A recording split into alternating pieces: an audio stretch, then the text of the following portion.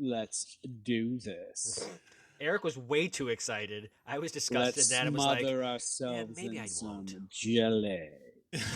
What? Are you going to ensconce yourself in velvet, Adam? No. So when we I don't want those clothes. No, that would be base. I got the jelly.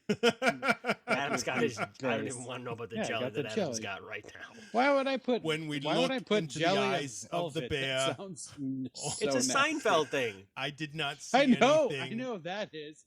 I'm just saying.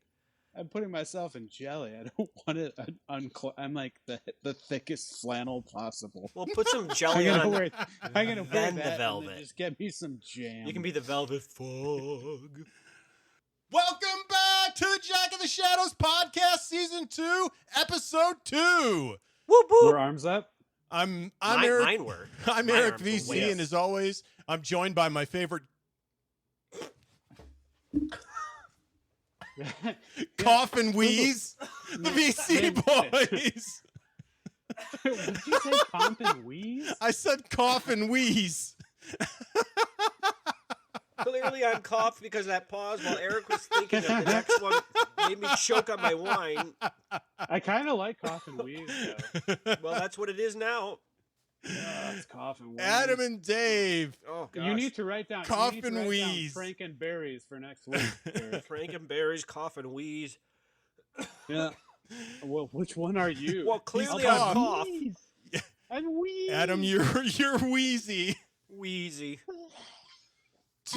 Together, we are the VC boys, and for this episode, we read The Lord of Chaos, chapters 1 through 6, where we rejoined Rand and Coplin, danced with Matt and Marone, and chambered with the Forsaken. We will launch into our conversation this episode with a view from Dragonmount. During What Never Shook you. Your Willow, each of us will talk about our favorite moment from the chapters before we cover our morose hero and get Randy. We'll check in with this epic's rogue and take into the mat, and then flesh out some of the threads of evil in Fear of the Dark. We'll end our character discussion with Tame Lion before wrapping up the pod with Who Leveled Up and our Coplin of the Week. So let's grab our local guide and take the treacherous trek up our story's lonely mountain to get our view from Dragonmount. Who's our local guy? Hey, Eric. Yeah, what's his It's your name? Sherpa. Or hers. His name is Charlene. Charlene the Sherpa? It sounds That's like some good alliteration right mean- there. we also have. He's very I know fortunate. Charlene as I'm waiting for the rest of this story. a lady, but I love a Charlene. Was man. that Charlene? Yeah, I love a Charlene maybe that's Charlene. Our Sherpa is Charlene Charlene. does sound like a garment. All right, chapter 1, Lion on the Hill. The chapter opens with Rand practicing the sword against 5 of the best swordsmen he can find. Landis left Rand to his Lan, not Land. Lanto! Hey! Lan has left Rand, and so this is how he keeps himself sharp now. No pun intended. Rand eventually What? gets... So we kind of know where Lan is, right? No. He went off. We don't. No, I know, but He went off. he did. He went off he went off. he went after. He's Moraine lost died. his head. Well, let's hope not. But we have no idea what direction in this world that man. Well, went meanwhile, No. he's being passed off to No. another Aes Lady. Sedai. to. Yeah, Lady. Another lady. Named that might be Charlene. offense. Well, yeah. We know who it is, though, right? Correct. We do. Yes. It's Yeah. It's the green. the one whose What name. color Aja is she? I'm just fairly said certain she's Eric just said green. it's the green.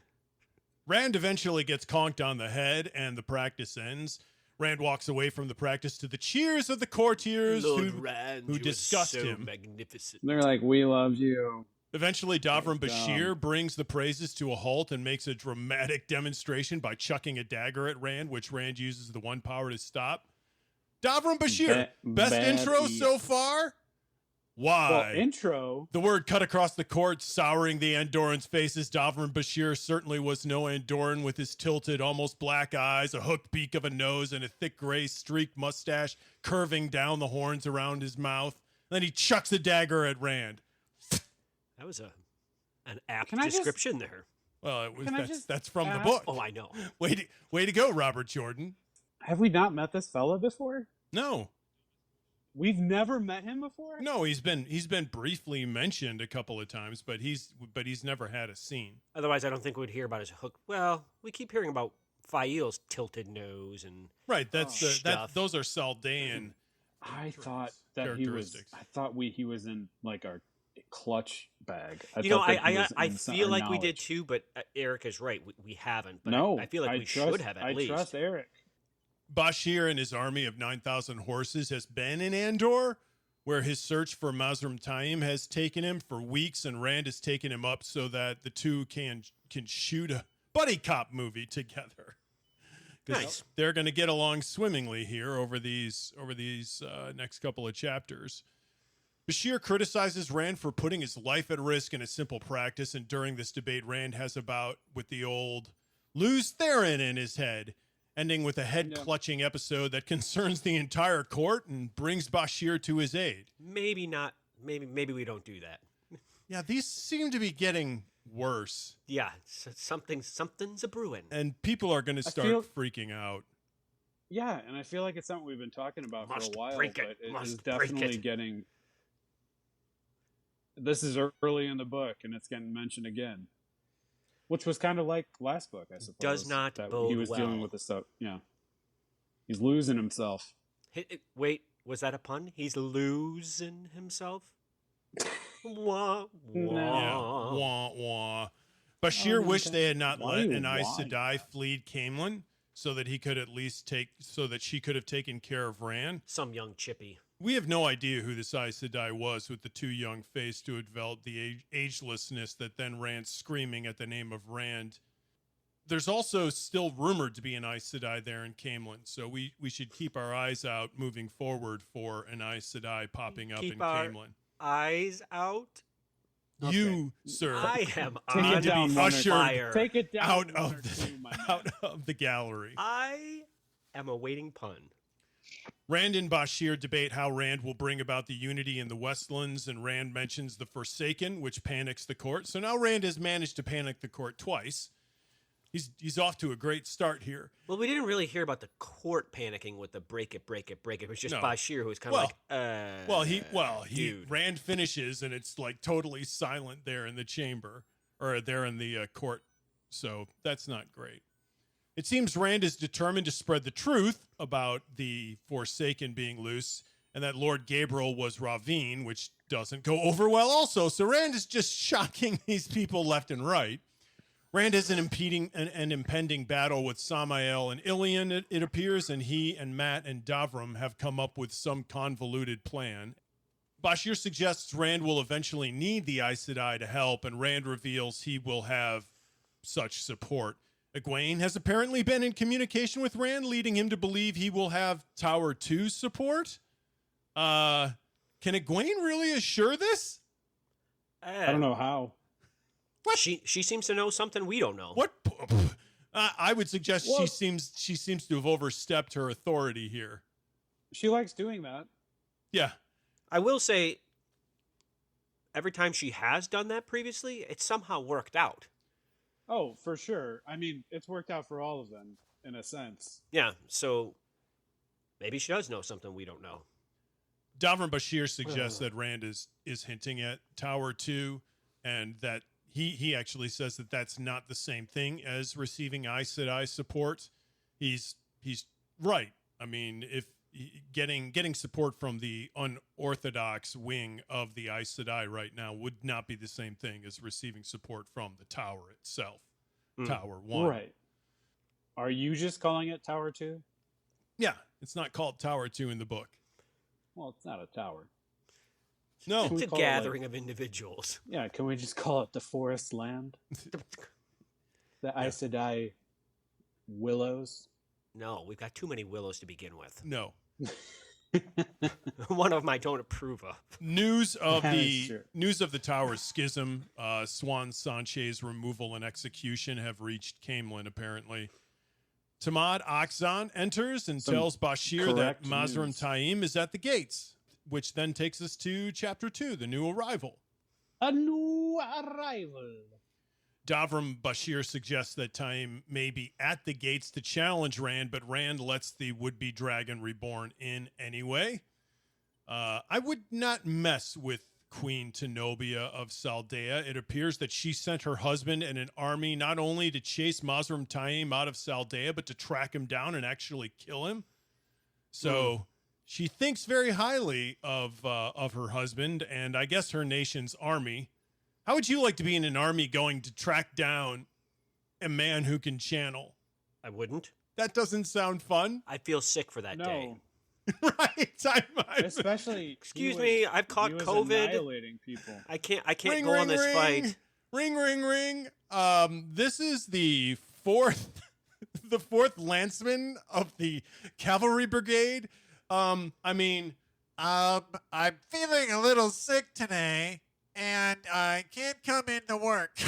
Right. I'm sorry. Or they just call him and they just get his voicemail. That's right.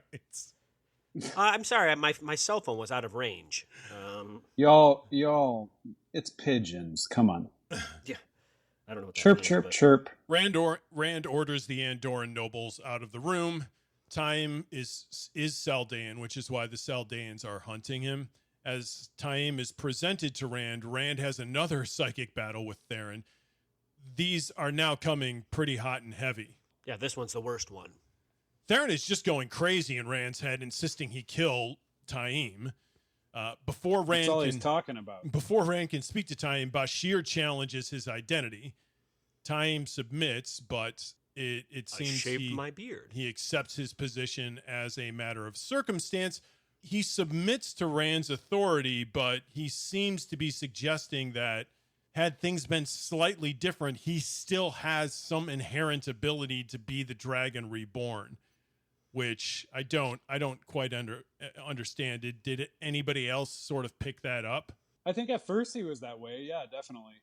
Why would he feel otherwise? He didn't have it within him to fulfill any of the prophecies. He was just out in Saldea creating havoc. But Rand knows about the prophecies in such a specific way because he did all the research. So I'm not sure Taim was doing that. And then, I don't know, he could actually absolutely believe that he was the Dragon Reborn because he had the power. And how many other folks have we heard that are as strong as him?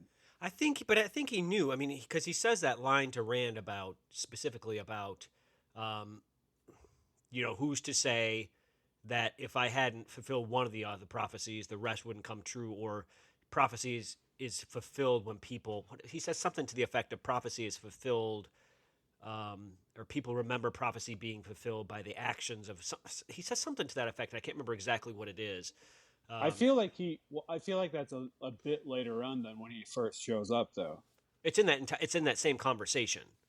So there seems to be some sort of suggestion by Taim that had he been a little wiser, he could have paint by numbers his way to being the Dragon Reborn, which goes against my belief here that while Rand did have the advantage of knowing the prophecies and studying them, there's still throughout this book a suggestion that Rand has been chosen.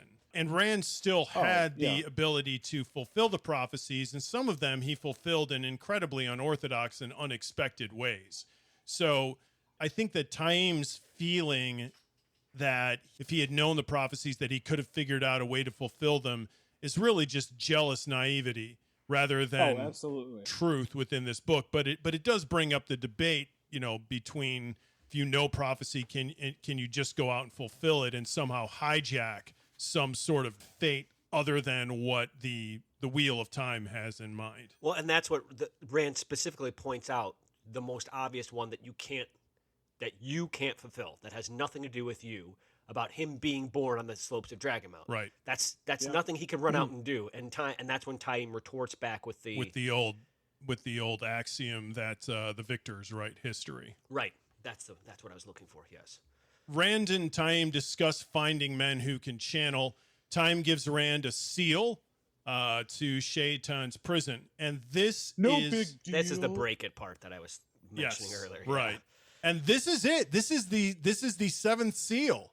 So we now know there's still one missing. Nope. We now know where all of the seal locations are. So we do. They don't. Moiraine found one in Eye of the World. Bael Domon had one then taken by Turok. Moiraine recovered Turok's. The dinosaur hunter?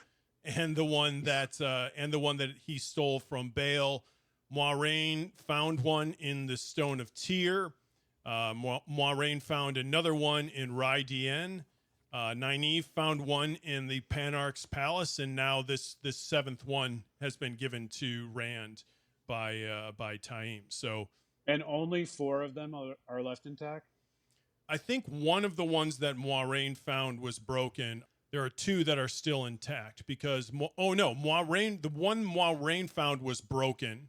I think the one that was taken from Turok that Baal Domon had, those 2 are broken as well. Moiraine has 2 that she packed in a crate in wool, and those are protected, and this one isn't broken. So there are 3 that are not broken. Pretty crazy, huh? So, 3 of 7, so less than half. What we're saying is someone has I not have 4 has not down, cracked the 7th seal. Right. Yes. Sammy Hagar would be proud. It's another one of these instances of Jordan using like biblical numbers. It's a little high for me. Like Dave mentioned, Lews Therin takes over Rand, and Rand almost smashes the seal to the ground before he regains himself. And then after that episode, Rand invites Taim to see his farm, which takes us to Chapter 3, A Woman's Eyes. So Rand opens a gateway to a field outside the farm.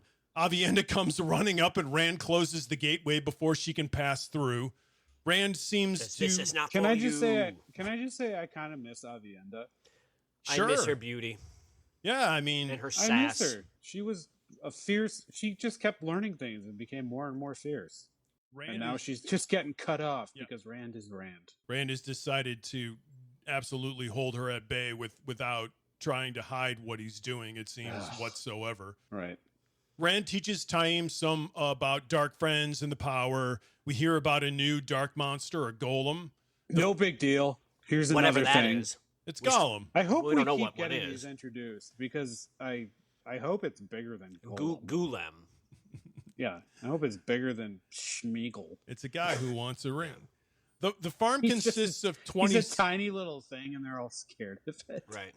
Well, I hope not. Gollum was a terrifying A thing, Weasley, too. Yeah. Do you It's a know little who else I crap miss? weasel. Potta and Fane. Oh, Yeah, well, we haven't, I'm sure we we'll haven't get heard a him mention again. from him in a very long time. I know. Okay. Rand's, I just want to know where he is. Rand's farm consists of times. 27 men who have come to see if they can channel and their families. And their families. Rand's a family man, apparently. Hence the woman's eyes. Rand directs Taim to begin testing the men for the talent, at which point Taim realizes Rand doesn't know how to do this. Taim begins testing the men by having them concentrate on a flame in a manner similar to what the Aes Sedai do, having a woman focus on a flower, while Taim waits to hear a resonant tone come from the men to indicate that they have the ability. Rand quickly picks up on this and hears the note from the first man well before Taim even can hear it. Of course, No the big first man deal. tested can learn to channel, and because Rand is who he is, Taim isn't surprised by that. Rand prepares to depart, leaving Taim to continue testing the men. Taim is disappointed in his task, but before Rand goes, he hints at what he has in store. He alludes to bringing the Aes Sedai to heal and cleansing the taint. Yes, this is time for both of you to titter. Oh, no, I'm not even laughing at that. I'm just laughing at the fact that that is a huge, huge task. Yeah. Oh, what an undertaking. Yeah. I mean, we've never I didn't heard... I honestly didn't think about it, but But now I think will. Taim's Now I will. reaction to that is great, though. Like, Taim's kind of like, he's really taken back by that. It's almost naive to believe that he can actually achieve that. We've never heard of this ever happening in any of the other ages before. But Rand is a man of achieving the unachievable, so Yeah. more power to him. He recognizes what needs to be done, and he has yet to be stumped in actually achieving it. So I am wondering when that's going to happen. Or if, for that matter. yeah. I would hope it would happen. Otherwise, it's just going to be really boring storytelling. Well, it's like Eric said, it's the first we've ever heard of it. It's the first we ever even heard of the idea. Just before leaving, Rand realizes he wants to have an idea of Taim's strength. He asks the man to hold as much of the power as he can, which triggers yet another Mad Theron moment before Rand dismisses Taim and heads off to visit Wyramon. It's kind of disconcerting. Like it's getting more prevalent. Somebody's knocking at the door. Yeah, it's happening a lot. It is concerning for sure, and this sure seems like signs of madness, or at the very least, it's going to seem like signs of madness to those on the outside. He could use the cuddle from Avienda. One last thing here, like this chapter is called A Woman's Eyes. Rand is really trying to keep from breaking up families. He has all of these families here. He recognizes that some of these men are going to go off to die and sort of made his peace with it.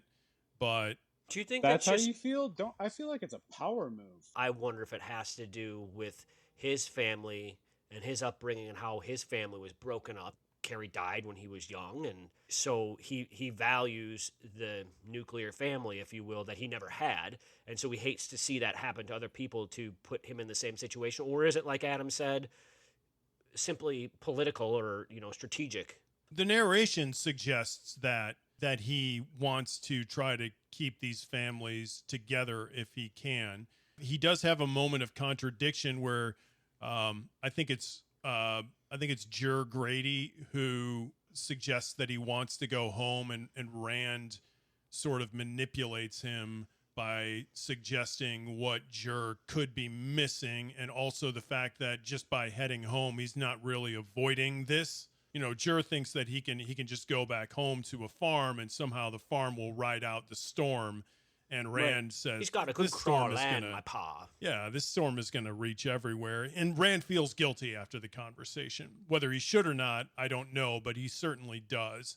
I do feel like Rand is making a good move in order to be sussing out if these folk are actually going to be strong enough without their family. I think this would be an amazing moment for Elaine to have been there. Yeah, that's a very good point. She's very good at that. Well, also for the fact that she's a ruler, and she gets that dynamic between the vassal and the lord, and what they're supposed to provide, and the removal of emotion to get and that's something she's been telling them about all along. And she would be polite about it and send them home with their most treasured local, I don't know, buns. She wouldn't be sending buns. Any of these people home. She would kindly find a way for them to stay. Yeah. And make them realize their loyalty. So? Yeah, absolutely. She would make them real, because that's that dynamic that I was just talking about. And the fact that that's their quote unquote job is to be there and to serve the crown, if you will. But I think she has a way of inspiring loyalty to people to make them want to do that. So that takes us to chapter 4, A Sense of Humor, on the border of Tyr. Rand arrives at an enormous army of tyrants, Cairhien and Aiel. The host is thousands upon thousands, enough to easily overrun Ilion.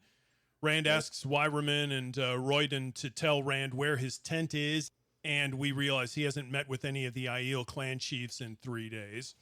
We get a brief interaction between... Is that unusual? Do we know how often he meets with them? I don't think that we get a sense of... We get a sense that this seems to have been... that he feels like it might have been a little too long. How frequently he's visiting these people. I mean, now that he's discovered this ability to use a gate and just walk from one place to the other, it would seem like it'd be pretty easy to visit them with frequency. We get a brief interaction between the Spear Maidens and Thunderwalkers. It develops that Aiel culture, and we get a sense of the way that the two different sexes, and in this case, these two different, not septs, but clans, tease each other. With the joking. Which I thought was really interesting, and it's also great that both of the sexes have no problem with teasing each other, and yet they take it in good humor, which I really like to see. It seemed to demonstrate that in this society, they're on equal footing. It's nice. This moment with Rand and his joke that goes over everybody's head. Right. It's one of my favorite moments in this entire book. Do you get the joke? I do. Yes, I do, and it obviously they don't. But it's just a funny. It's a funny thing. It's almost like is it Aesop's fable of the scorpion where the frog needs to cross the river and the scorpion promises not to sting the frog and then the scorpion takes the frog and it's just his nature. That seems to be the essence of this joke too, right? That it's just in the nature of the one man to cause trouble for his neighbor, if I remember the joke correctly. Well, it was just that he was like he's just grumpy and bitter no matter what. Yeah, it's just his nature. Yep. Rand enters the tent and is greeted by Wyraman and the rest in the large tent. Rand is informed that Simon, Heron, Darlin, Tadosian, and Lady Estanda have joined together in a rebellion and are hiding out in Haddon Murk, the dark wood just outside of Ilion. That place sounds dank. There is a suggestion in the letter of rebellion that Rand is a false dragon being used by the Aes Sedai, a ploy that we've heard before. And that's really curious. Like, who's instigating that? Because that's a pretty bold statement, especially considering how many prophecies he's fulfilled. If you're going to try to suggest that you have some kind of a claim to lands that the Dragon Reborn has taken, what other tack could you take other than to say he's not actually the Dragon Reborn? Well, they're saying he's illegitimate, I suppose, but I mean, these are people that have been with him, that have seen the prophecies fulfilled. But many of them have also just been bitter and plotting against him since he took over the stone. No, absolutely. Yep. I'm just wondering who would believe these people. Like, who's going to buy that? Well, somebody who just didn't see uneducated, I suppose. Well, somebody who didn't see what happened in the stone. Yeah, a lot of people don't have the information. They didn't witness it, and everything is just traveling by. But isn't another one of the prophecies bringing the Aiel over the wall, which he's done? Sure. And sure. Everyone knows he did it, but not everybody knows that he did it. Not everybody knows those prophecies either. Yeah. Yeah. That's a fair one point. does. Rand declares the rebels outlaws and in a bold move strips them of their titles in addition to capital punishment. I love it. I love it. Everybody sort Elaine would be proud. Everybody sort of expected the capital punishment, but strip them of their lands. The Spanish Inquisition. So that takes us to chapter 5, a different dance. So we fly to the Golden Stag Inn in Marone. Glad to be with Matrim. Cairhien. Matrim. It's a small city in Cairhien that sits along the river Aranin and opposite the walled Andorran city, Arendelle. The town has become a bottleneck for refugees fleeing the recently ended Cairhien civil war.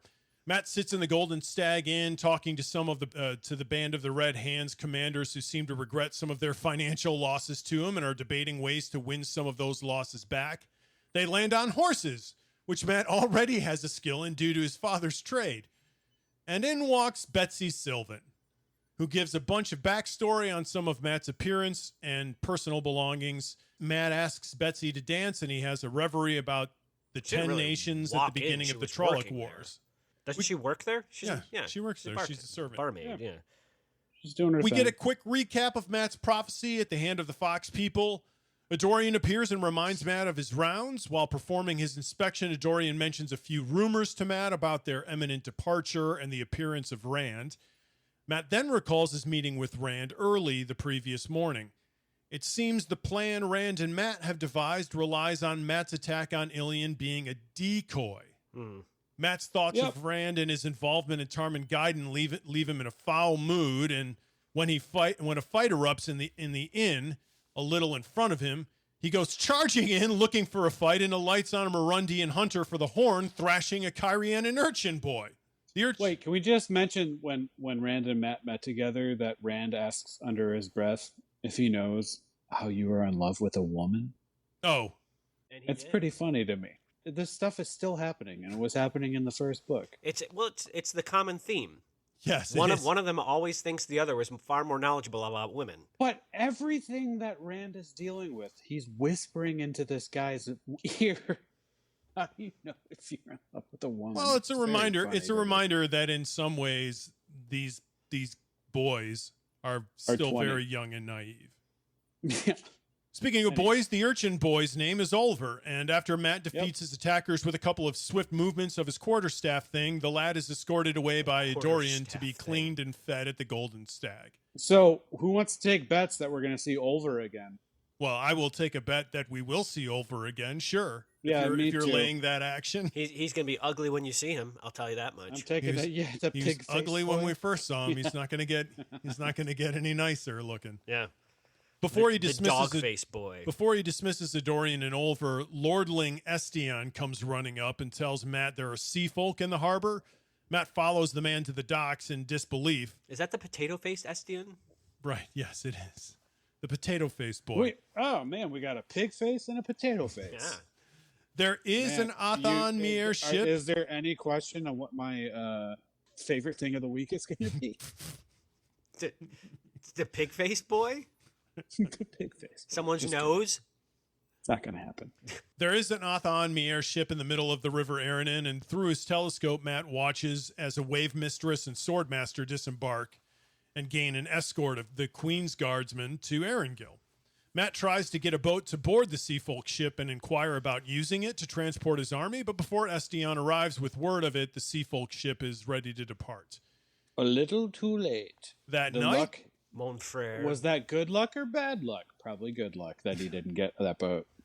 That night, after many rounds of dancing with Betsy, Matt informs his captains that they are to march at the first light. While marching south to Ilion, we get further confirmation that this whole military operation is just a ruse masking a different plan that Matt, Rand, and Davram have in store for Samael. On to Chapter 6, Threads Woven of Shadow. So this takes place in Grendel's palace in Ara Daman within sight of the Mountains of Mist. So Samael enters Grendel's palace for one of several follow-up meetings that have occurred since the prologue. The two engage in some banter about Grendel's making a plea for cooperation, but the lack of trust between them makes it a non-starter. Oh, those trusting Forsaken. Eric, how do you think they're setting up these meetings? How they're arranging for them and where they're to occur? Yeah. I think they do rock, scissors, paper. It's the only fair way to decide who's ground to meet on. I wonder if it's How like are they communicating? there's some sort of with each summoning. They can open up gates and travel anywhere at will. Now you probably other? You're need just, yeah. you probably you're and just remember pooping, and then someone shows up and is like 9:30 tomorrow. well remember they do have wards wrapped around their different Now it's more living complicated. places, but I think we've seen like they all meet in the world of dreams or that pocket But he's outside right, of though. the world how of dreams. are they? Is it carrier how are pigeon? I mean, like how are they knowing? How do they know what Yeah, I time and don't where to get how meet they know what somewhere, time- especially yeah. at like a Well, I wonder if they're using the world of dreams and communicating that way. Like, I mean, because we know I they can suppose- do some of them yeah. can do that. yeah. They could be communicating in each other's dreams. Can you imagine? But someone you would have to come. accidentally But stumble someone would upon? have to be the one that's like, I'm scheduling this meeting Right. for this time. I'm going to communicate in your dream. Right. It's. Well, I that don't would just, think I it's been suppose, brought be up. whoever's got the more dominant personality between the two. Oh, good Grand, luck I was to probably that. like, I will provide you luscious ladies and gentlemen.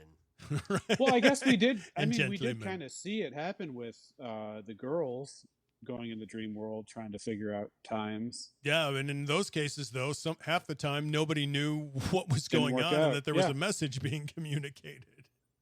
Oh well, yeah, because someone was like, "I'm not going to I actually think tell I you had a what's dream- going on. I had some weird dream about Elaine.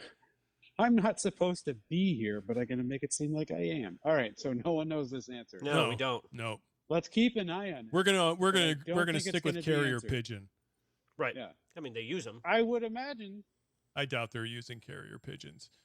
They're Well, using those crows. things have been mentioned so many times, and well, I guess not that many times, but I feel like we don't still know. It who's seems sending them. Semirog has missed the previous meetings. Grendel reveals that she has told Demandred that she and Samael meet. Samael tells her to tell Demandred he knows what the other man is up to in the south. What's the other man up to? And where is this south? What is this? I mean, Georgia. Isn't water the South? He's up to something in the ocean? Well, I don't know if it's called an ocean or not, but isn't that the South? Yeah, I don't know what this is suggesting here. Because isn't the isn't the South kind of where the as you called it, the second tower, but now we're calling it the that's- forestry. Aren't they vaguely in the south? It's south of them, but it's the center of the continent. So, but they're southwest, I thought. Right now right now they are northwest. Are they north by northwest? I thought that was southwest. No, they're northwest. Oh, okay. So Grendel tries to convince Samael to leave Ilion, but his pride won't let him back down from a fight with the dragon. Prior to leaving, Demandred makes a subtle show of noticing the musicians he knows Grendel has been using as a diversionary tactic. Demandred leaves, using his gateway to kill one of Grendel's servants. After Samael's departure, Grendel thinks on how her diversion has worked on Demandred. It seems she wanted him to know it was a diversion because she suspects he will misinterpret what she is diverting him from. It seems that she does not want Demandred to realize she is aiming him at Rand as well because she believes Rand is too dangerous and needs to die despite Shaitan's commands. So she has suggested to Demandred that there is some loophole within which it's okay if he kills Rand and Shaitan won't be upset when she knows that Shaitan has said explicitly, no one kills Rand. They all know that, don't they? Well, Demandred doesn't because he's taking his cues and all of his information from these meetings from Semirog. That seems a little strange. Not Semirog, Grendel. Grendel, yes. That seems a little strange to me, though, because everything we've gathered about Demandred up to this point would not lead me to believe he's any sort of dummy. So that seems a little strange. And he's had personal meetings. He's had personal meetings with Shaitan. So this is a little weird. It's almost like they are playing, the game of houses here with each other. Oh, this is total palace intrigue. He doesn't want to meet with the others, and he thinks he knows enough about Grendel to see through what she's saying and get the truth. Well, apparently and she's smarter than he is. So. A servant arrives and informs Grendel that she is visitors, and she prepares to greet them as the Lady Basine. Before she departs, she thinks on her secret visit to Shaitan, which apparently nobody else knows about, and is near promise to make her a nameless. How many people has Shaitan promised? I mean, have we heard him promise anybody else that he'll make them nameless? Did Demandred or did who visited him in the prologue? Demandred. I think we I think we only have Demandred suspects 2 mentions of it. But Shaitan, and everyone knows that Shaitan does like playing his Forsaken against each other to rival for greatness. So maybe he is leading them all along to spur them into acts of, greatness, if you will, to try to be the nameless. And so they're all plotting and pitting against each other because they've gotten half whispers of truth about the fact that it's going to be them. Yeah. So the scene then shifts to another one of them, Semirog's torture room, where she is working on Cabrena, Mesendez, and Aes Sedai. It seems she's in a hurry to get information. I don't think it's Mesendez. It's Carbri. It's Carbriana? How do you pronounce this woman's name? I think it's I have pronounced. no idea, but I think it's Mesendi. Santiago. Yeah. I know who you're talking about. Right. Cacriana. No, It's no idea. Cabriana. It seems she's in a hurry to get information, but she leaves the room. Semirog walks down the hall and meets with Shaidar Haran, who asks what she has learned and leaves in disappointment after she informs him she has only learned the woman's name. And this guy's everywhere. That's your best boy, Eric. Shaidar Haran. This guy is everywhere.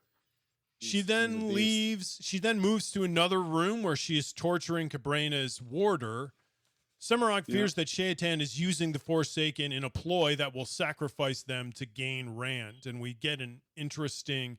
This ties to an intimation we've had earlier that in previous ages, the hero for the light has actually gone over to the dark. Right. Which is really interesting that then these ages somehow reset because Shaitan ultimately still somehow ends up imprisoned or something in the end. It's strange. Really, it's sort of fascinating to sort of think about. Buried in her thoughts, she forgets the warder she's been torturing and she kills him. And that wraps up the 6 chapters we covered.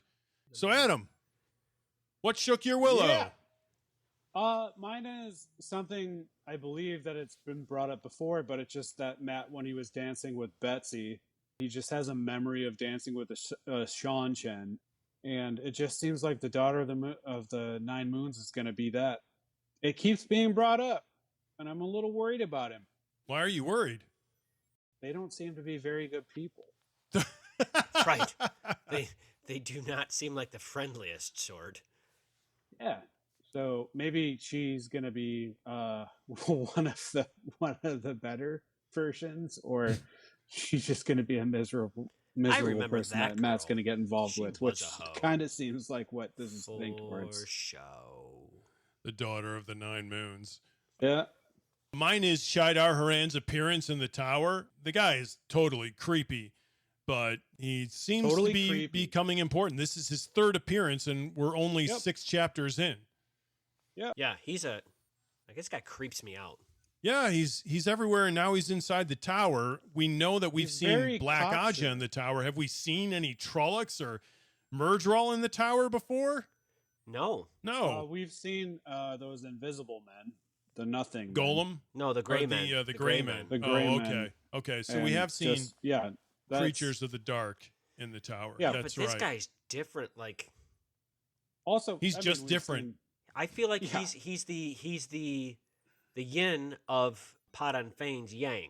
Oh, like he's this other weird sort of evil we haven't encountered before. He's the black yin to the black yang. Right, yeah. Dave, what shook your Willow? It was the joke. It was Rand's joke. And he keeps teetering between being super morose and super preoccupied maybe with everything that's going on, and we get this other side of his personality here where he's like, all right, I'm going to have a moment of fun and humor too at these people's expense. And it doesn't happen. It flies over everyone's head. I mean, or rather it flies down the tree as they fall down the tree. But it was just a funny moment. It was this thing, and he was certain everyone's going to get it. And the Aiel's reaction is just downright hysterical. They're all focusing on a different thing about the joke that has nothing to do with the joke in its entirety. It was just this really, really funny thing. And maybe I'll just put this under the umbrella of seeing 2 moments, and that's what I'm going to do here. 2 moments with Rand and Matt where we're getting them just outside of what they're caught up in. So I'm slightly changing my Willow to a broader scope between these 2 characters. We've seen Matt constantly trying to run from things, trying to avoid his responsibility. We've seen Rand wrapped up under his responsibility. Now we see Matt dancing with Betsy. He has this moment where they're together. It's just kind of this nice, sweet escape from everything that's going on. There are times where he's becomes his normal self, his impish self, and she kind of is like, no.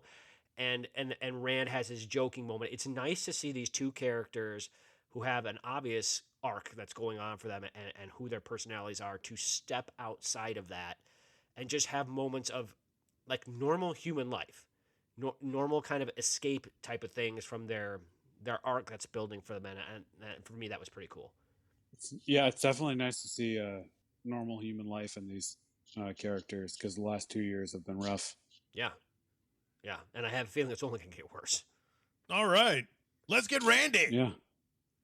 One of the things that I've wondered about is, of all of the versions of Luz Theron that's trapped out there wherever that Rand is channeling or whatever's going on, why is it the mad version of Luz Theron? Why can't he have the more sane version of Luz Theron? Like, why is it the mad version of Luz Theron that's trapped in the wheel of time and getting spun back out into Rand's head? I wonder if it's because that was the last version of him that happened. Like, I mean, he died as the mad Luz Theron when he blew, he self-immolated up, him and everything else, and created Mount Vesuvius, or whatever, the Dragonmount. Is he trapped in a moment in time because of that? I have no foundation for this whatsoever. I'm just wondering. But Rand gets some of his knowledge of, we've seen instances of him doing things with the power that he has no idea how he's doing it. And so I'm wondering if that's Luz Theron imparting knowledge onto him at some sort of subconscious. Right. Yeah. So we're not just getting crazy Luz Theron, but we're getting crazy Luz Theron outspoken. Point. As far as Lews Theron goes, there's another wing of thought, which is that what is happening in this story is a little bit of a Hamlet quandary, where is he actually going mad, Right. or Is that actually Lews is Theron, or that is it- really Lews Theron's voice in his head? There's a whole wing of argument that the reason it's the mad Lews Theron is because it's Rand actually going mad, and that's what we're witnessing. Anybody find themselves thinking along those lines? I don't, and my reasoning for this, kind of exactly what we just mentioned, is Rand getting these ideas of different things that he's never done, and that's not going to come from going crazy. I wouldn't think it's coming from somewhere else. And then just the question is this another? Does he have MPD, multiple personality disorder, where he's got two things going on, or is this in reality another soul? I don't know how you want to phrase this. Yeah. Existing within his body at the same time. I'm tending towards the latter. I think Lews Theron can drive him crazy, because I think it would be very difficult to deal with a dual personality inside oneself. Because then you're questioning, am I going crazy? What are these crazy voices I'm hearing? As opposed to, this is in reality another entity within myself. And that's probably way too much for a human psyche to handle, let alone a fragile human psyche like Rand has to begin with. So are you saying he's going to go crazy or not? I think he's in the process of, but the question is, can it be stopped? How long have we been asking this question for? Since It seems like a while, but it probably isn't. Because I feel like this has been happening a long Right, Adam I feel feels like this has been happening a while with Rand. Yes, it has. So what conclusion does that lead you to? What conclusion it leads me to is that he's going to go mad.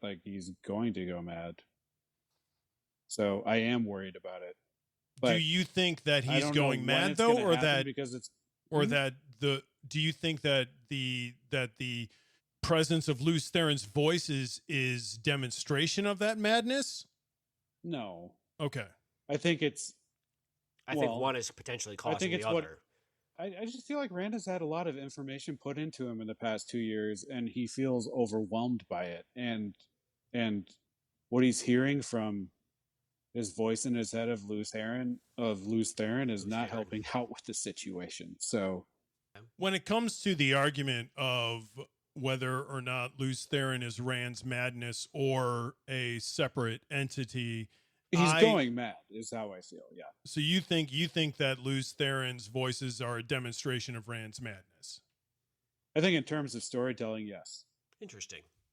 I completely and utterly disagree. I fall. So wait a minute. Just to be 100% clear, you do not think that Lews Theron is actually in Rand's head. You think that Rand is having a psychic fracture. Lews Theron existing as being an actual entity and a in the conscious same way thing. Yeah, like Birgitta being what? No, what? I do not believe that he is a conscious thing with living inside of his head. Okay. All right.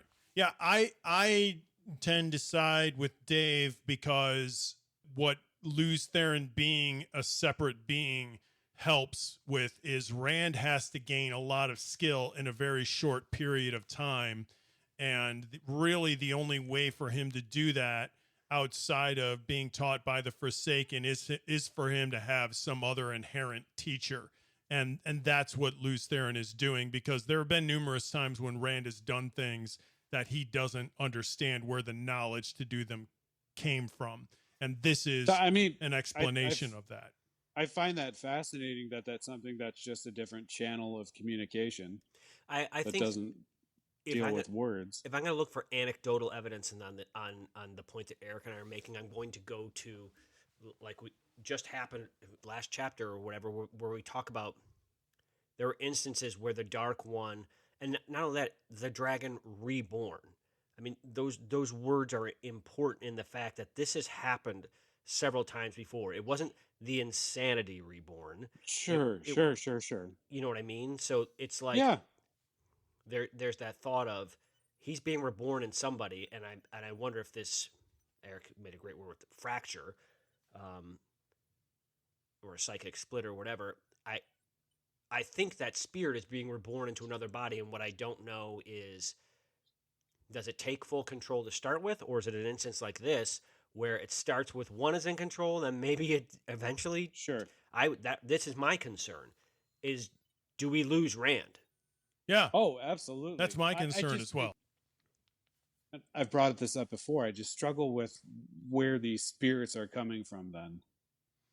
Well, the same place that Birgitte came from. Remember that she wasn't in the physical world until she got ripped out.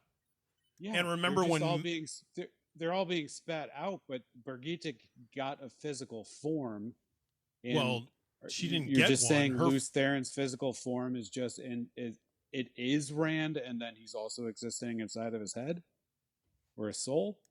He's existing inside of his head. Yes, that there. Remember when Matt blew the horn of Valir, that all of these former heroes came, and Birgitte has talked about them being trapped and being spat out from the wheel when it's their time. It would seem that Rand is the dragon for this age, and somehow he's also gotten one of these ancient heroes trapped inside himself as well. That's the way that I read it. Yeah. There isn't necessarily a correct answer on this, though. I would say at this point, I would challenge people who think that Rand's going crazy to explain how he can do things he doesn't know how to do. Yeah, and that goes to my anecdotal evidence. Got learning. The explanation, by the way, is usually that he's done all that reading and that he does know how to do those things. What was that, Matt's Adam? doing things he doesn't know how to do, and he's not necessarily going crazy.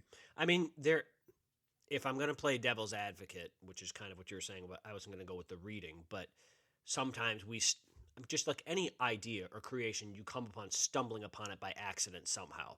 But if we're going down that path, he's stumbled upon a lot of accidents that have been tremendously successful, and to me that just seems less likely than the possibility of, Therin being there, if you will. Now, once again, I'm very concerned about the arc that's going on of the presence of Therin and how that's going, because it's not going well. Yeah, who knows? I guess we'll see in the rest of the book, because it was presented in the prior book as also starting off not being well. So Rand is basically decided that the way that the Aes Sedai have harbored knowledge over the last several hundred years is totally wrong. And his tactic is going to be to give everybody as much knowledge as possible. So Why do you think that is? Well, because he believes that secrecy and harboring information for the purposes of power isn't wrong, and Rand is a Democrat from the sense of believing in democracy of knowledge, and that the people should know all of the facts and then make a decision based on that, rather than having other people make decisions for them. Now, Rand is still making decisions for plenty of people, but he just wants everybody to know exactly what's going on. He doesn't want anything to remain in the shadows. So the question is that wise?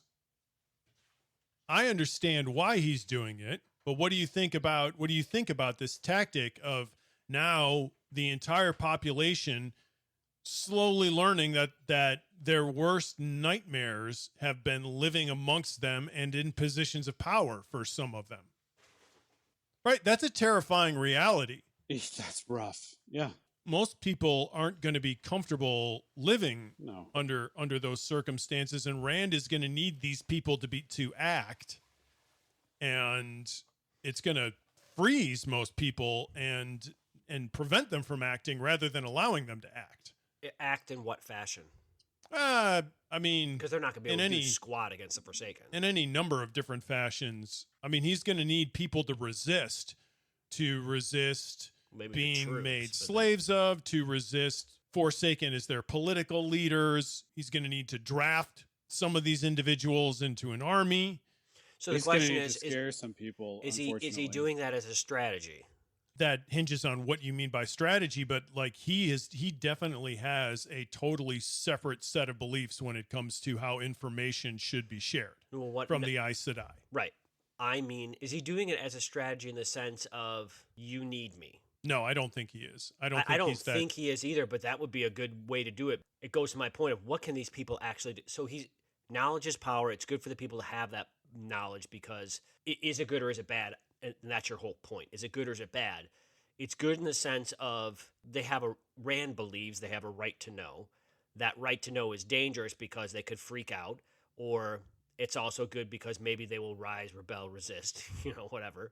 But at the same time, a different personality, such as Elaine, for example, would want them to know because she is their ruler and they need their ruler, and the ruler is the one that's going to take care of it. And that fulfills the compact between, once again, the vassal and the leader of there is the danger out there. You've elected me as your leader to deal with the danger, and they become more reliant upon their leader to deal with the danger.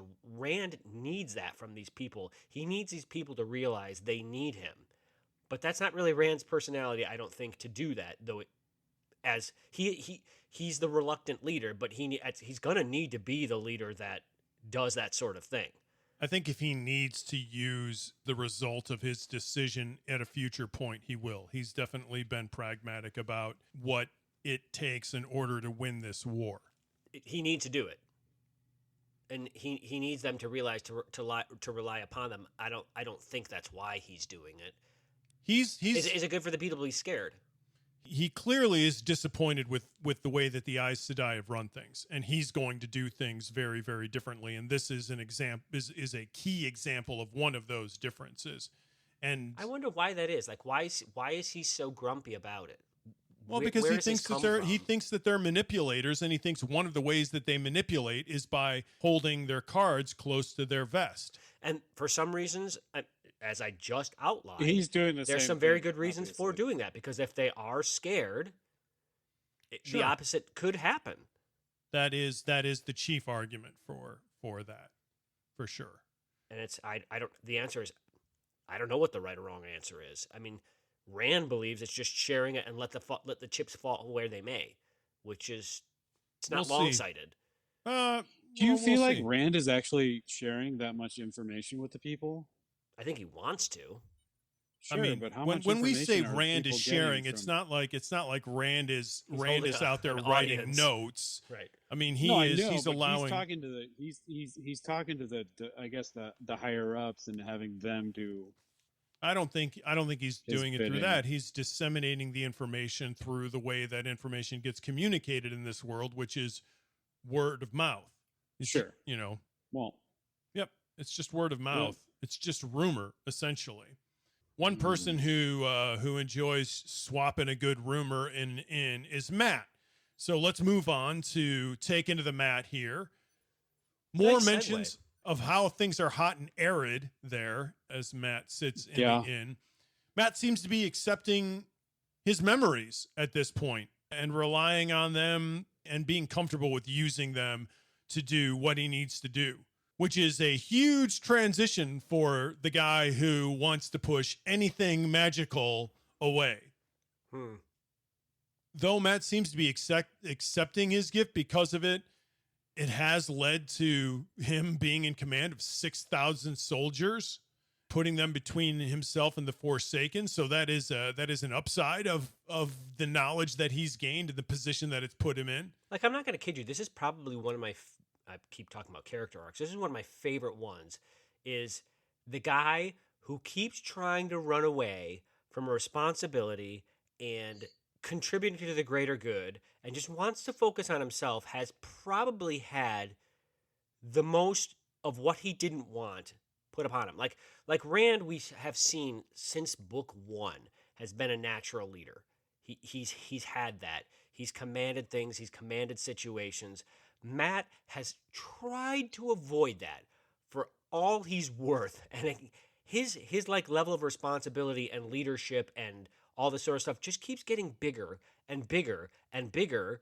I think that's super cool. And now, like you said, he's been wrestling with it all along. Maybe finally He's grasping some of them being the reluctant leader, as I mentioned before, of like, well, crap. Okay, here it is. Here we go.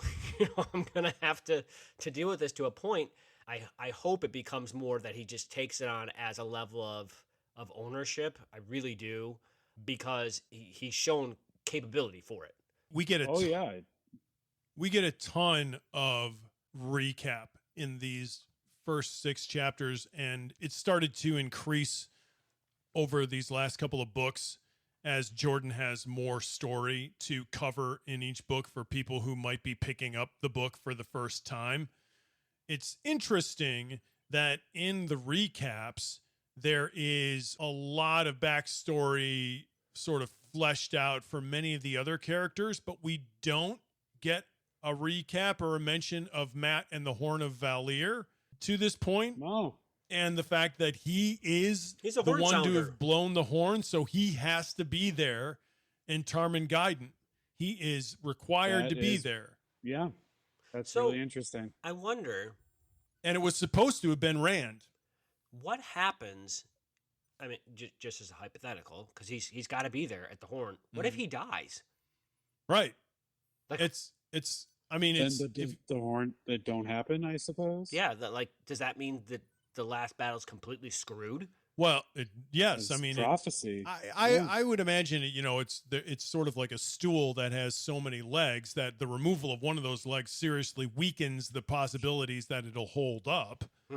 Whether It's or like not pulling the Jenga thing out. right, yeah. Whether or not it'll eliminate the possibility of victory altogether. I don't. But Does there it is. seem like anyone's paying attention to that? Well, Ma Rainey was seriously concerned Yeah, about now Matt's she's well-being gone. because he was the blower He's the of horn the sounder. horn. Yeah, Yeah. Yeah, and then there are people still out there hunting for it.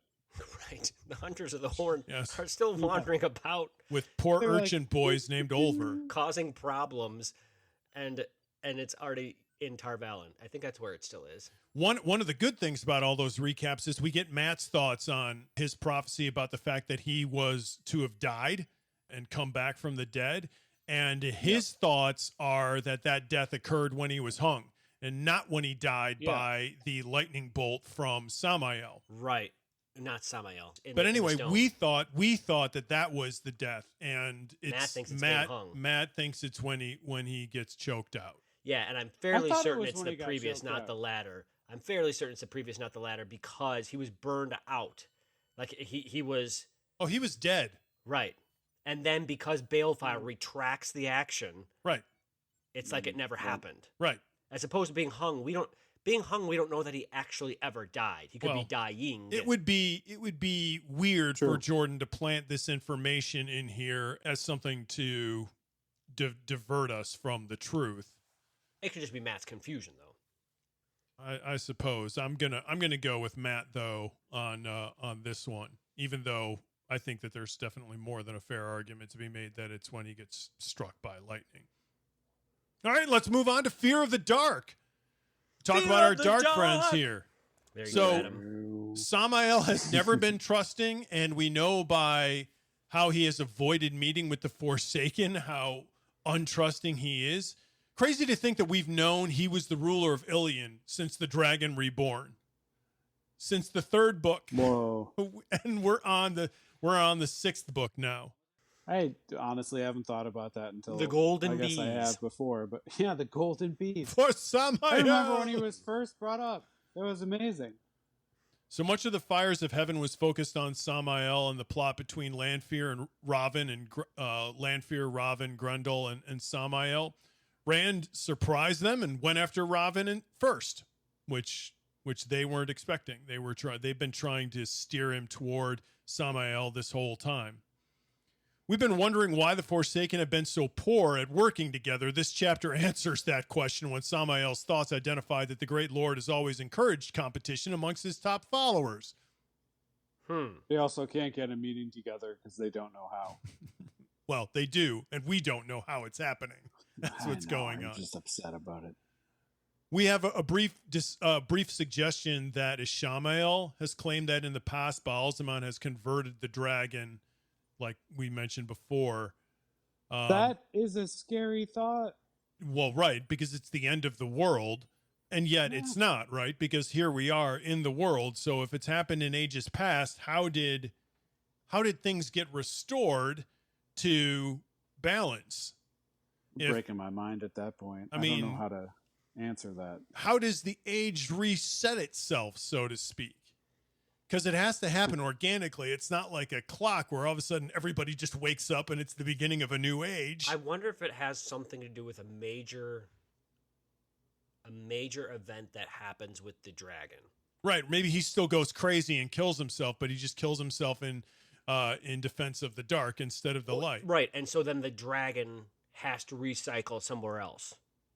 Like Yeah, the dragon is isn't set everything free washed to. out at that point? Isn't it I have no idea. a solar flare? Isn't everything gone? Another No. Dragonmount is born. When Lews Therin died, he died in a huge blazing pillar of flame and light. It didn't destroy the whole world. So do you think I between always Lews thought Therin it destroyed the entire between world Lews and Therin- it No. was recreated. creating the Dragonmount and Rand, was there another dragon reborn in that time? No. That's a number of years between. Thousands. It's 3,000 years. Yeah. Yep. It's That's 3,000 a long You know time. what? So was it It's good 3,000 for- years it's good before for the Lews Therin trees. was the dragon? Do we have any knowledge of that? Well, so this Because is it's spun out yes. over time. Right. So this whole thing. There are so many ages, and then it seems that things sort of reset themselves after the fourth age, but each age is thousands of years. So what we're talking about with a dragon that's converted to Shaitan's side is thousands and tens of thousands of years ago, if not Thousands and more. thousands. But it gives you a scope of how broad and how old the world is that Jordan is creating here. It just seems makes me feel like, what does it matter what happens in this life? Well, and the other one goes on. that's very Buddhist of you. Yes. Well, it matters for the people that I'm are living sorry, there. it's dumb, but it seems They're kind of it definitely important. matters if you're living there. it seems Samael can't be the one who killed Asmodean. He asks Grendel if she knows of his Unless whereabouts. he's playing games. Right. Not that would happen with the Forsaken, mind you. Right. My take on it was that it's not him. Right. I would agree. We can eliminate Hey, him can I as ask one of the murderers. Friend, or a side question here while we're here. Sure. Who is Masana? She's another one of the Forsaken. But have we spent time with her before? No. Or is this a female? Wait, Is it- Masana. Yeah, it's a female. Masana. Yeah. The Altogether, answer to your question is we have met her before. Well, or discussed Yeah, her. was it before these chapters? must or have been. before- My hypothesis was maybe she was in the tower. I think it where was else, 2 where weeks else, ago, Where else could or she whenever be? we last recorded this. Yeah, I don't know. I don't remember this person from any other book. Yeah, she's in the prologue. She's in chapter 2. Okay, before And then this she's book, in chapter and then before- she's in chapter 6. my Yeah, question yeah, yeah. was, did we have that conversation in chapter 2 No, or did no, we have no, it no. before this book? No, we had it before this book. Okay. All right. Okay. So, with that being said, So in chapter 6, there's a mention again that Rand will soon be in her clutches. It just seems to me like she's just continuously making this claim because sooner or later the chances are it'll be correct. my hypothesis with her being in the White Tower, we know their goal is to get Rand. Yeah, of Their goal course. is to take, Yep. and so if she's there, that makes sense. Well, if to she's me. there, who did we just see who was also there torturing an Aes Sedai and a warder? Samurai. Semirog. So if that were the case, then that would mean that Missana and Semirog would both have been in the tower at the same time and not have known of each other's. Well, we do know they Presence. keep that stuff secret. Apparently, Demandred, Missana, and Semirog are a thing. So those three are meeting, are having their own meetings. There seems to be some disagreement here over whether Baal-Zaman wants Rand dead or not. It's disagreement isn't the right Yep. word. There's some gray area here, but He said he didn't. back in book 2. Samael alludes to the fact that Grendel has told him that there is a way that he can kill Rand and not break Shaitan's covenant. Right. I think that's a lie because Yes. in book 2 we were told don't kill him. Well, not only want that, him alive. not only that, but Grendel, after he leaves, her inner monologue indicates that she wants Samael to kill Rand so that she can have one of the other ones get him out of the way and that person get in trouble. So she has clearly not been truthful to Samael about whether or not killing Rand is okay. It seems that killing Rand is not okay under any circumstances. These people all deal in half-truths for their own agendas. Grendel thinks that she will sow chaos. Is Grendel the Lord of Chaos then? Wouldn't she be the Lordess? This book knows no fairly certain it probably gender. Does. I'm fairly certain it does. This is not the Amazon cast. I think of this. she could It's the real absolutely version. she could absolutely still be the Lord of Chaos. I'm going with no. Jordan knew what he was saying. Summerog thinks that why would you think Grendel would be the Lord of Chaos, Eric? Because she's creating all of this chaos within the Forsaken right now. Yep. I'm going with yeah. Summerog thinks that Grendel is the Forsaken create their own chaos. I think the Lord of Chaos is Shaitan. Very generic. I mean, that's who I think it is. Sure, that would be a good guess. No, I just don't. They don't trust one another. There's no way one of them trusts the other one. They're all being. Look, it's like there's the a pyramid difference between scheme. being ineffective and chaotic. At the top of the pyramid is I'm not saying they're Shaitan, and he's feeding out ineffective half truths to everybody and half promises to everybody. And then they're taking also that and they're lying going, to each other. Right. Oh, It's yeah. just a whole bunch of chaos. It's a dysfunctional organization for We sure. have Right. no idea. They're working for Halliburton. Yeah. There's a bunch of Well, maybe, lies going on, and none of it's good. You're right. It's a giant military There you go. contractor. Mm-hmm. Yeah. Summerog thinks that Grendel is letting Samael know enough to prevent him from ruining everything with his pride. This is the exact opposite of what Grendel is doing. So it's these two are. This organization is totally dysfunctional and very, very funny. Trying to keep track of what everybody else is telling each other and what each other knows is a project management nightmare. It seems like their bucket's got a hole in it. Yeah, they're sticking a lot of thumbs in the dam. Semirog It's not working. does seem to be the one Forsaken who is not scheming against Shaitan. The rest of them She's are too all busy trying to torturing figure out, right? All She trying gets to all figure her out joy from the pain. ways to get around. She does have hobbies. She's a true sadist. Did she terrify anybody else's? I mean, she's truly She's scary. terrifying. Like, she is literally scary. Yes. Because she is completely detached emotionally and just like I'm not She's a worried beast. about Well, it. and she's not also com- like the true she's not- believer. She's the one. All of the other ones seem to be following Shaitan for pragmatic reasons to become the Nameless. She's the one who truly seems to believe in the Dark Lord. it I think isn't even she's the that. one that's reaping the most benefits for her lifestyle. Right. She's getting exactly what she has no designs of grandeur, it seems. She doesn't seem to be Well- playing for Nameless because everything she wants, like you said, she's got at the tip of her fingers, no pun intended. Like she's been promised, you're going to have people to kill and torture. And guess what? That's what And she look at. happens to want. Yeah. Lastly, here we learn that it was Semirog who sent the Trollocs and Myrddraal against Samael's forces at the Stone of Tyr, not Lanfear. Which is really interesting. Like that's such And a there's Lanfear small. also. It's a small little aside, It's important. but that was a huge, Yeah. a huge event, and it drove Lanfear to align with Rand. I mean, I don't think it drove Lanfear to. but she did. Well, no, she showed up. Right, yes, she She showed showed up, yes. and yeah, I mean, like that really kind of backfired. Well, I don't know. Mhm. Did it? We don't know what the design of doing it was. We don't, although it did with her quasi aligning with Rand.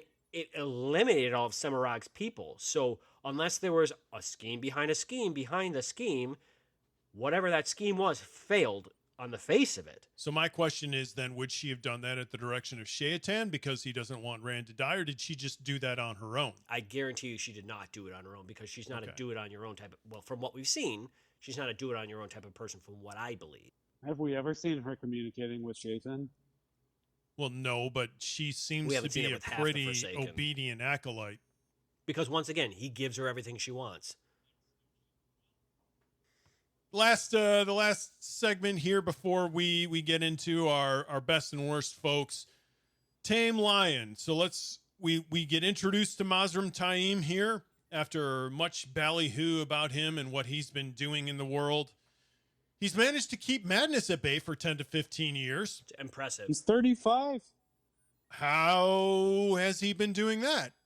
Can we stand to believe that Rand is going to be able to also do the same thing, even though he seems to be going crazy already after 2? Let's hope so. Who knows? Maybe this was happening to Mazrim as well. He just had some Magic sauce. He had some old nanny stuck in his head. I like magic sauce better. Oh, magic sauce. Yeah. He's mixing it every morning. Right. He concocts a little batch. All right. Time picks up on the hint Rand makes about cleansing the taint very quickly.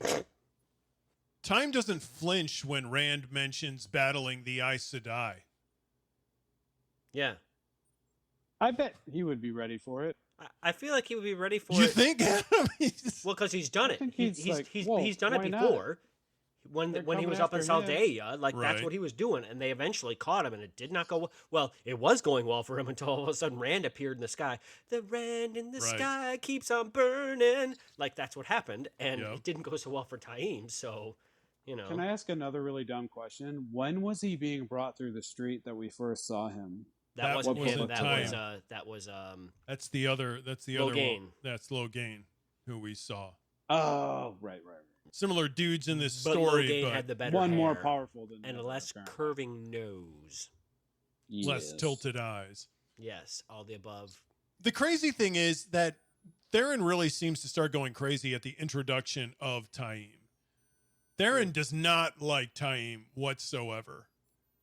No, Rand doesn't really like Taim whatsoever. no. What are your thoughts on Neither does- Mazrim here? For starters, let's throw the obvious thing. He was a false dragon. He seems really, really arrogant. Well, And he's a guy with an incredible talent who He is. now has just met somebody who has a slightly better talent and now has to play second fiddle. That can't be fun. I don't care about his You fun. were I don't like you the were your guy. own solo act, and then this guy came in and made you join his band, and now you're playing rhythm guitar. I feel like this is Rand's amnesty about to backfire tremendously. But this still has an answer. I mean, so I don't like how Taim has. He's just agreeing with his position pretty fast, and I just don't trust it. well, does he have a choice? I mean, he's still slightly argumentative. He's not acquiescing too he's easily. a bit obsequious, though. I don't. Yeah. He doesn't Towards have a the end of it, choice. I mean, Well, he does. he does see that Rand What- is, He could've is just super left. impressive, but I don't trust that he thinks that Rand is actually. I think it's interesting. I don't necessarily think that he trusts that Rand is actually the Dragon Reborn compared to him quite yet. It feels like I have no evidence of that. Padan Fane's alter ego. I'm gonna do whatever it takes for you to think that I'm okay, and then I'm gonna stab you in the back. He is a very dangerous man. Mhm. Yeah. The suggestion that he could just leave, I find I don't find credible. If he just left, what would happen? Well, Rand would kill him. Correct. So he doesn't really have that choice if he wants to live. He has to stay there. You can't trust this guy as far as you can throw him, though. Yeah, but do you think Rand's this is gonna have to- ultimately a good idea on Rand's part? No. It's concerning, but I don't know that Rand has a choice. This is the most powerful Yep. person. The next most powerful person to Rand that we've met, and how do you trust this guy? He wanted to be you. Yeah, I don't think Rand wants to trust him. He doesn't like him. He doesn't want to trust him, but he feels like he has to trust him. You're suggesting that he doesn't have to trust him. No. Okay. Not only that, like So then how do you trust him around Bashir? Like, I feel like Bashir's just waiting for his chance to sink a dagger into him too, for good reason. I think. I don't know if Bashir could. Yeah. Oh, I think he'd find a way. I don't know. He couldn't stab Rand out of thin air by chucking a dagger. Rand, as we've proven, is just a bit more than Mazrim Taim. I mean, and not only that, they did get him before. It doesn't matter if the thing appeared in the sky; they got him before. So just to play out the other direction, then Rand doesn't trust him and has a huge battle with him, which results in what? I mean, Rand still being Rand. I mean, not necessarily. Rand's not going to lose that fight.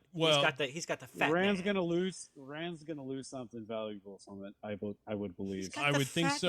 The fat man in his pocket. I would think so. And not only that, but there's. Maybe he'd lose some of those sycophant lordlings. That would be great. I think that there would be huge devastation. Right. Yeah. I think it'd be like an atomic bomb going off in an area. It would be.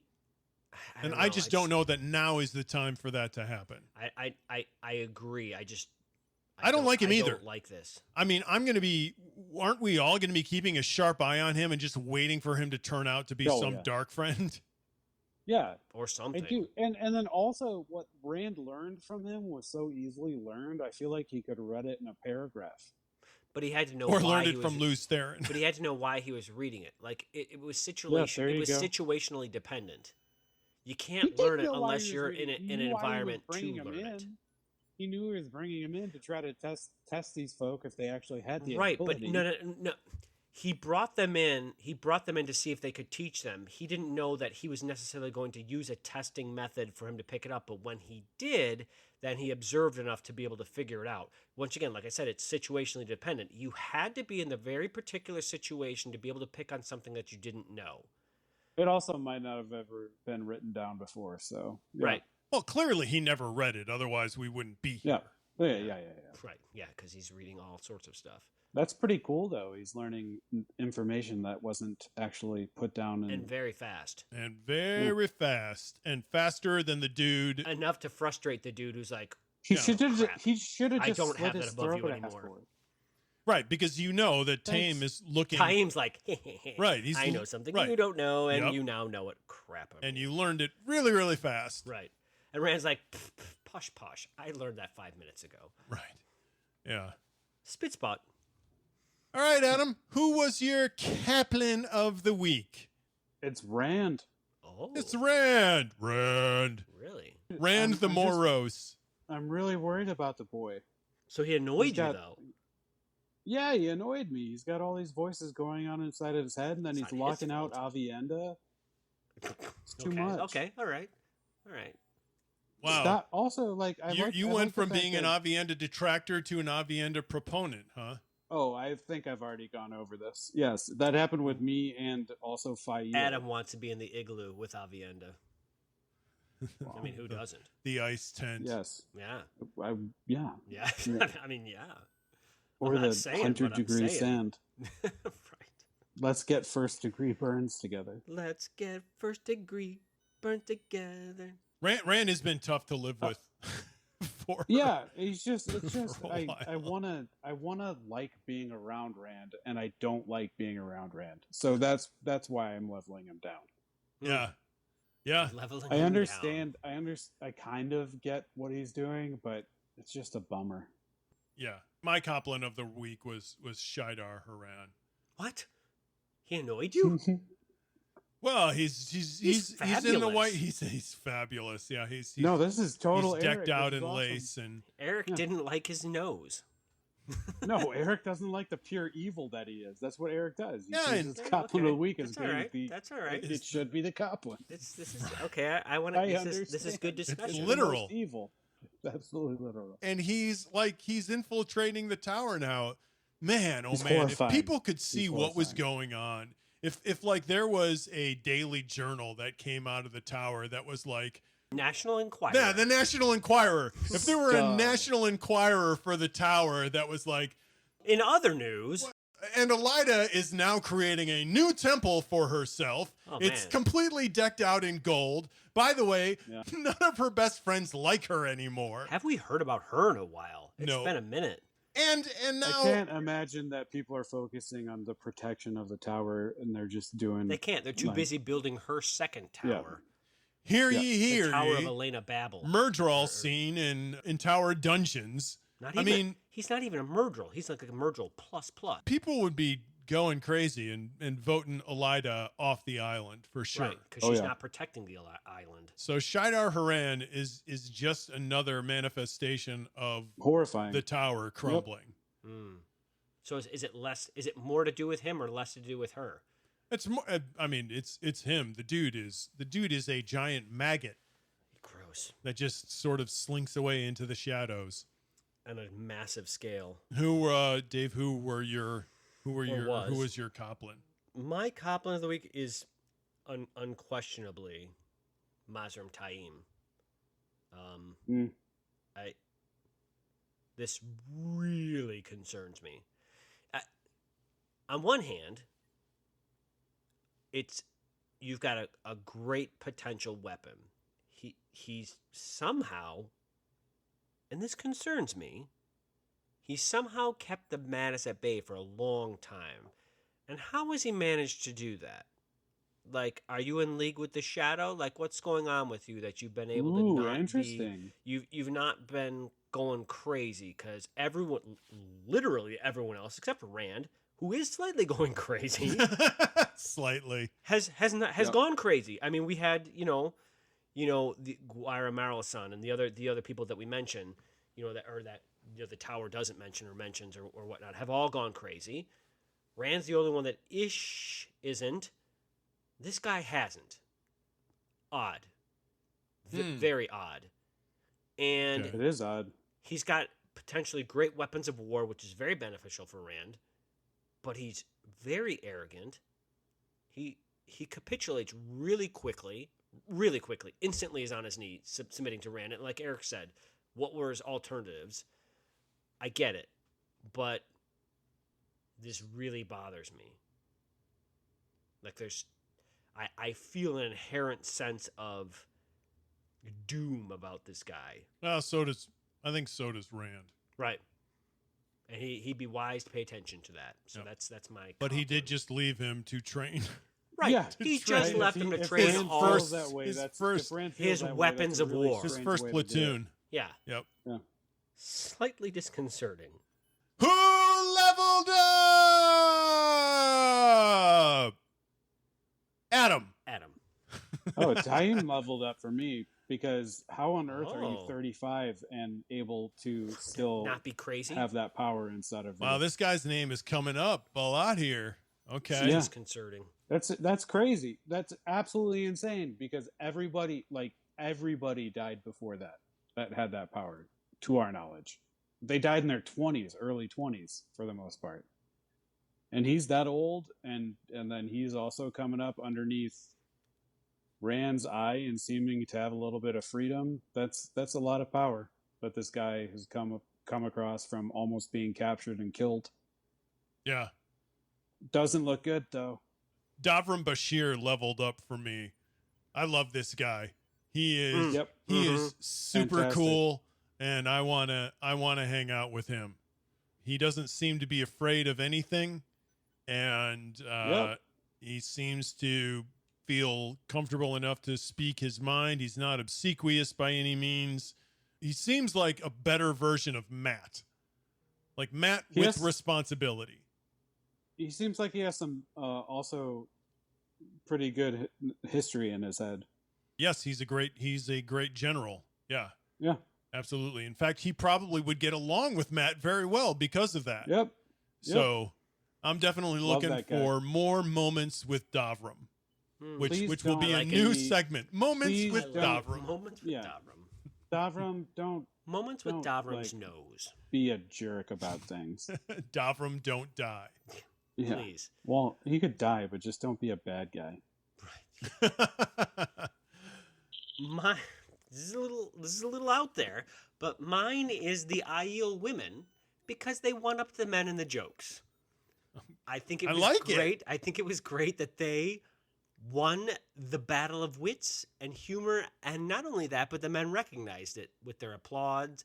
And even though they were jumping and kicking high in the air, they recognized that the women had the better jokes, and I think that was a cool moment. They did win that battle of wits for sure. They got the last laugh. The beating of the bucklers, nonetheless. Yeah, absolutely. I did really love that moment. It was a lot of fun. Even with Rand's joke. which I love. Which is great. I could literally hear the crickets at the end. Right. The confusion was rampant. That was such good writing. Yeah. Like, then the camera zooms in on his face. Do you think it had to do with the tree? Or you the get leaves? the kettle drum. Bow. Yeah, right? Yes, that's a great one.